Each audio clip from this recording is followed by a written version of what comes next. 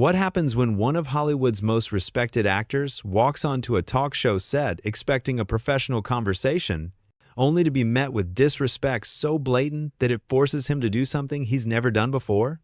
In just 36 seconds of reckless comments, a host's arrogance would cost him one of the biggest interviews of his career.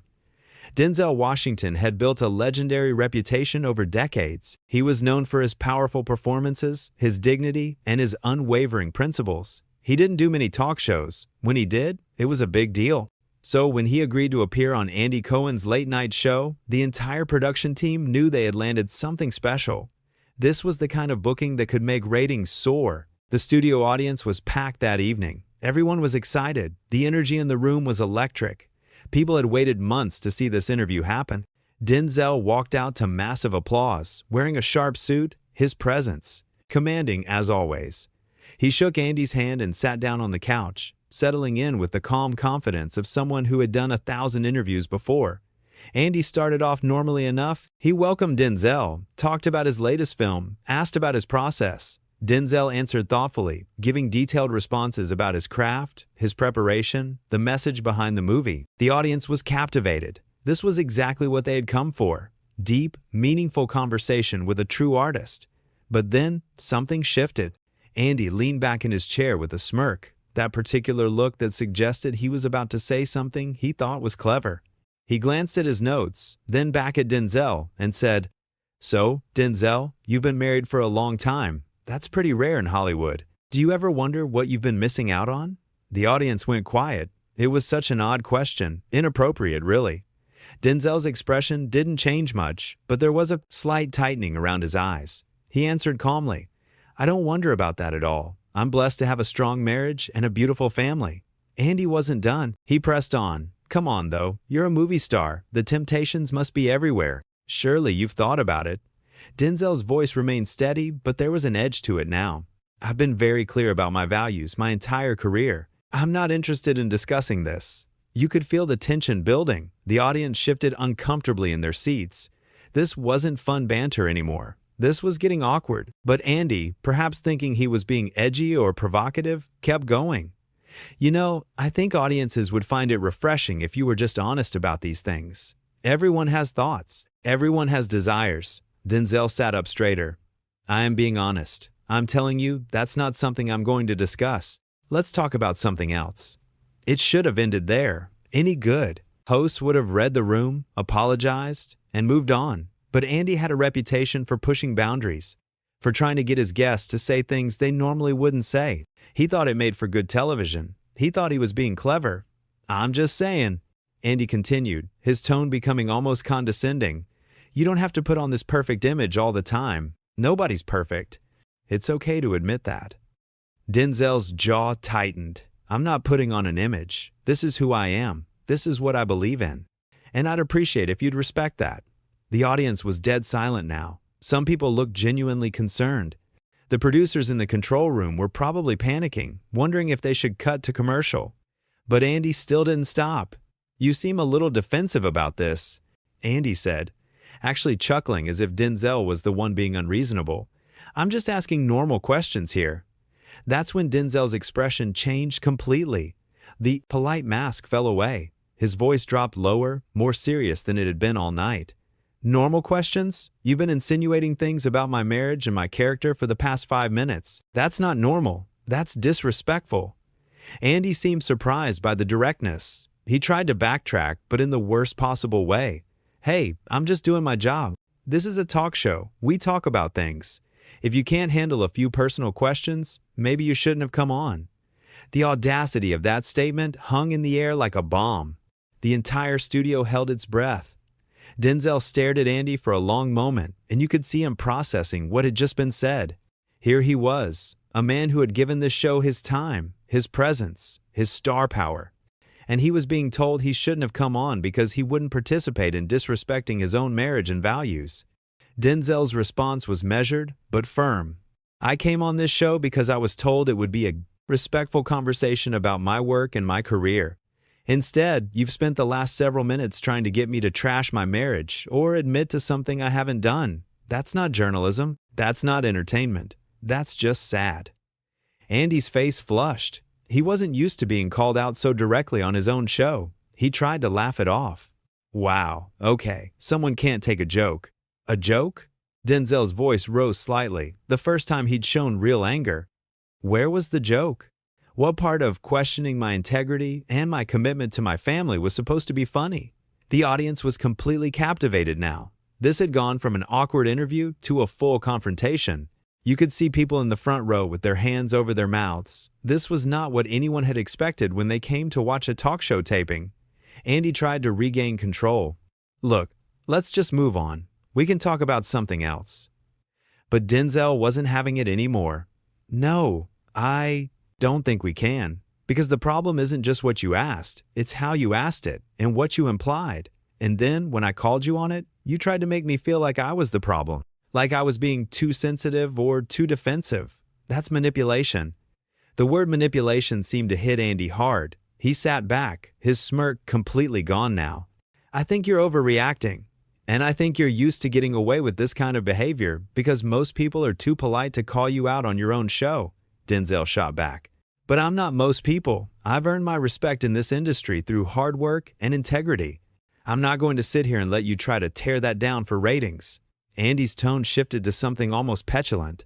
You know, I've had hundreds of guests on this show, and nobody's ever had a problem with my questions before. Maybe they just didn't say anything, Denzel replied. Or maybe you didn't push them the way you're pushing me. Either way, I'm saying something now. This isn't okay. There was a pause. Andy looked at his producers off camera, as if seeking help. When he looked back at Denzel, he tried a different approach. Listen, I'm sorry if you feel disrespected. That wasn't my intention. If I feel disrespected, Denzel repeated, his voice incredulous, that's not an apology. That's you still trying to make this my problem instead of taking responsibility for your own words.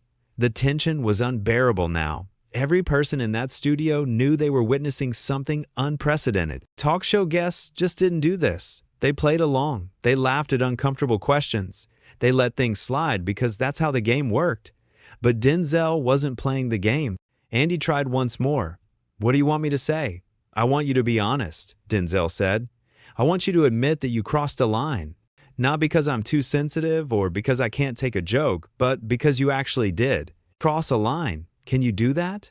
The silence that followed was deafening. Andy sat there, clearly wrestling with his pride. He could apologize genuinely and salvage what was left of the interview, or he could dig in, defend himself, and make everything worse. Unfortunately, he chose the latter. I don't think I crossed any line, Andy said, his voice defensive now. I ask provocative questions. That's literally what I do. That's why people watch this show. Denzel nodded slowly, as if he'd just confirmed something he already suspected.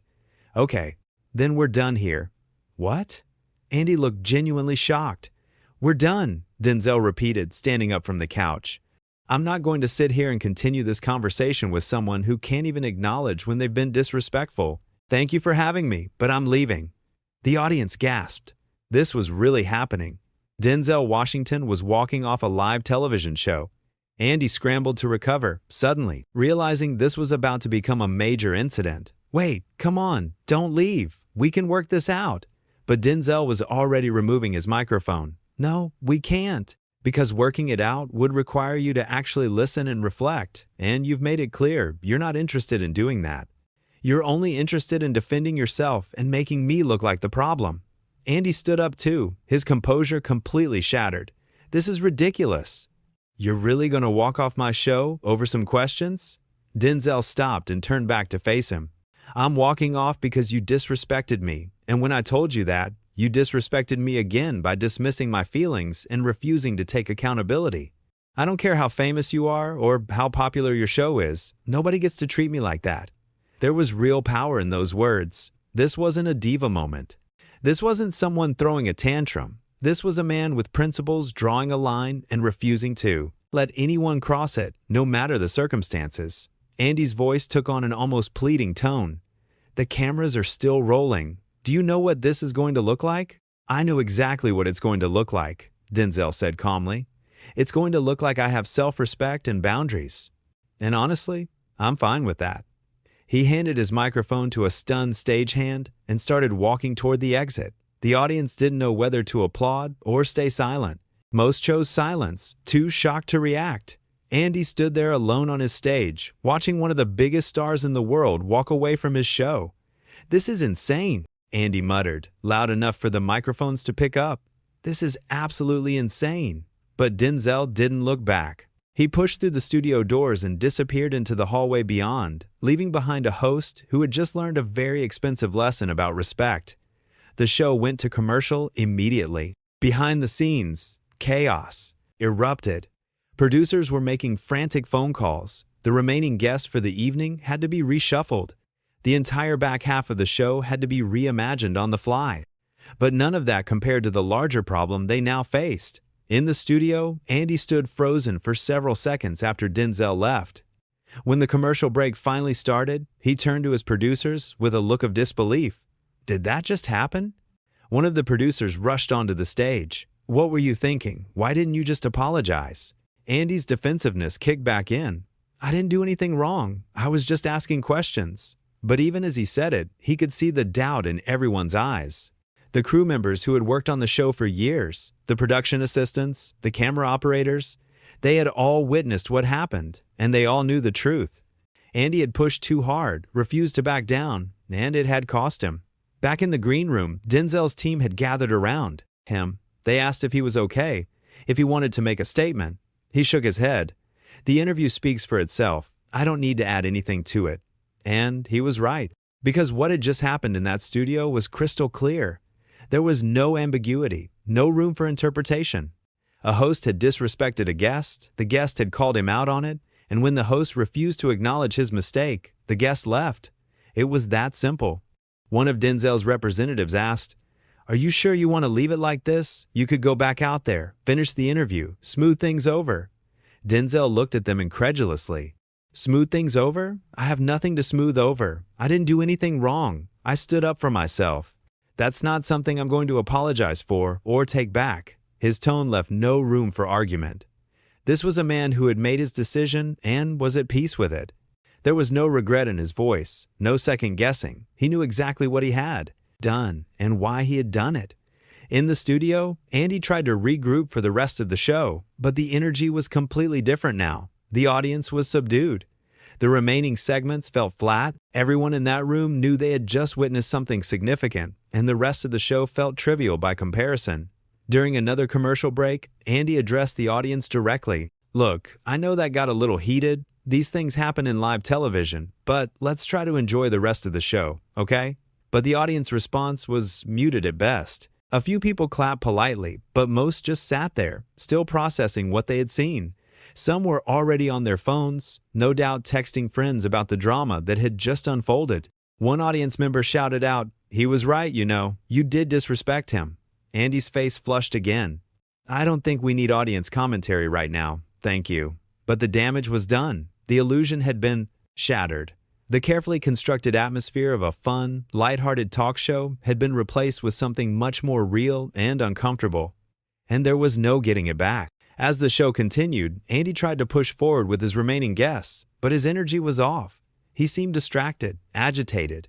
The smooth, confident host persona had cracked, revealing someone who was clearly rattled by what had happened. Meanwhile, Denzel had already left the building. He got into his car and headed home, completely calm. He had done what he felt was right, and that was enough. He didn't need validation from anyone else. He didn't need the media to take his side or the public to understand. He had stood up for his values and his family, and that was all that mattered to him. Back at the studio, as the show wrapped up, the crew began the usual process of breaking down the set. But the conversations were all about one thing. What had just happened? Who was right? Whether Andy had really crossed a line, or if Denzel had overreacted. Most of the crew seemed to side with Denzel. "I've worked on this show for 3 years," one camera operator said to another. "I've seen Andy push guests before, but that was different. He wouldn't let it go, and then he tried to gaslight Denzel into thinking he was the problem. That was messed up." His colleague nodded. "Yeah, I felt uncomfortable just watching it.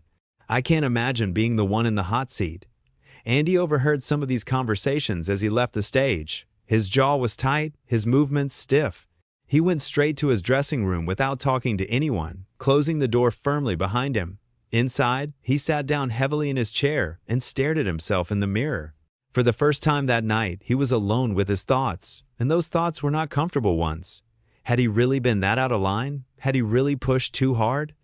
In his mind, he had just been doing what he always did, asking provocative questions, trying to get past the polished celebrity exterior to something more real. But maybe, just maybe, he had misjudged this time.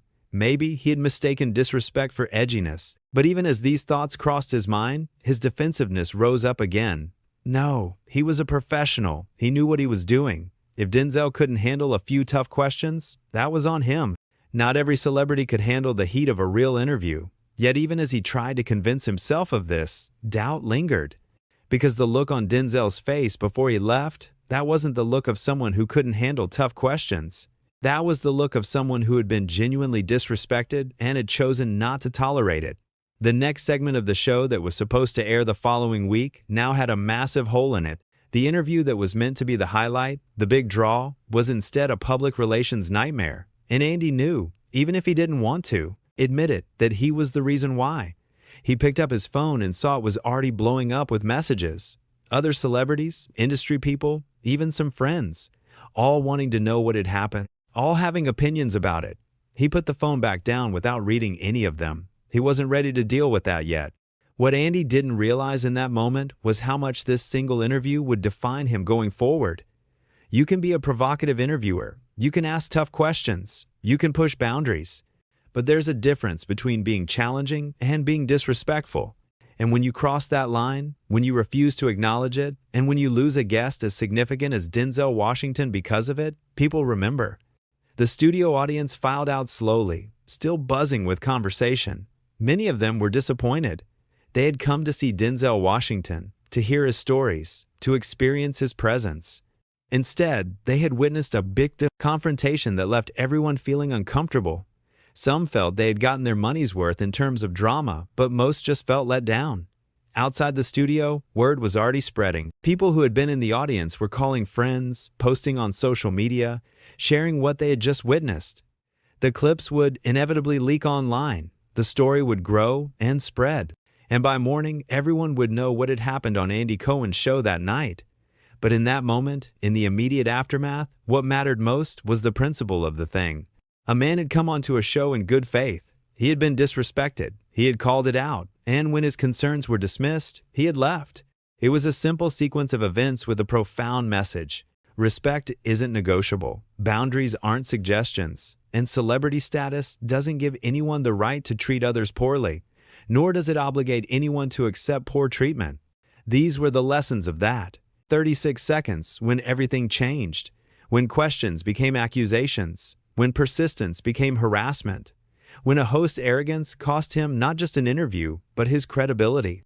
As Denzel drove home that night, he thought about the young actors and actresses who might see what happened. He hoped they would learn from it. Hoped they would understand that you can be successful without compromising your values, that you can be professional without accepting disrespect, that walking away from a bad situation isn't weakness, it's wisdom. And maybe, just maybe, some hosts would learn something too. Would learn that provocative doesn't mean disrespectful, that pushing boundaries doesn't mean ignoring them entirely, that the goal of an interview should be insight, not humiliation, understanding, not exploitation. The studio lights dimmed. The audience was gone. The cameras stopped rolling. But the impact of what had happened would echo far beyond that one night, that one show, that one confrontation between a host who thought he could say anything and a guest who proved that some things are worth standing up for, no matter the cost.